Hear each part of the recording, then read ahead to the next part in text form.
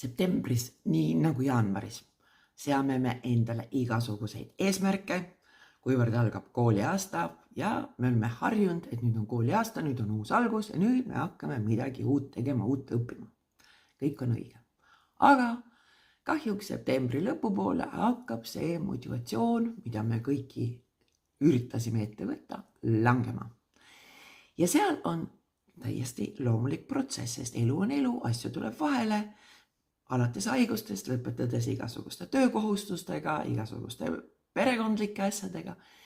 Ja nüüd, et hoida ennast nagu motiveerituna, siis esiteks võtke ja kirjutage iseendale paberi peale üks list, mis on realistlik nagu kuu lõikes ära teha. Ärge olge ülikriitilised, ärge olge ülioptimistlikud, vaid mõelge realistlikult. Mis see kirjutamine aitab?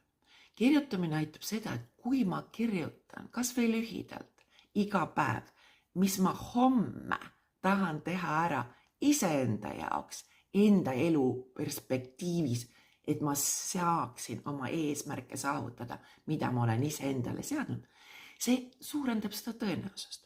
Ehk siis mina kasutan seda sama enda mõttejõu märkmikku juba aastaid.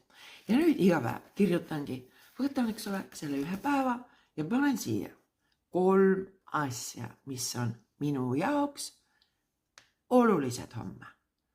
Seal võivad olla ka, näiteks see, et osta pojale käekell, ka see on oluline. Kui see on oluline, see on oluline. Aga see, et täna õpin inglise keelt 10 minutit. Nii. Täna on tai chi 7 minutit.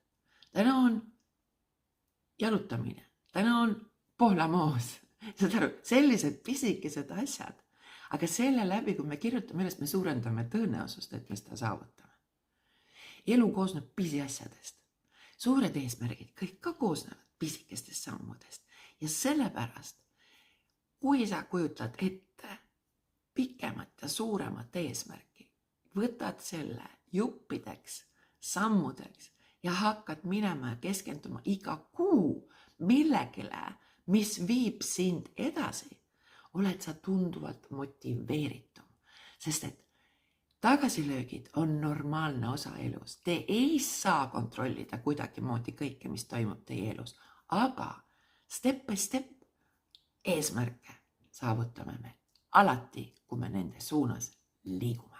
Lihtsalt nad võivad tee peal muutuda, aga oluline ongi teekond, mitte see eesmärk.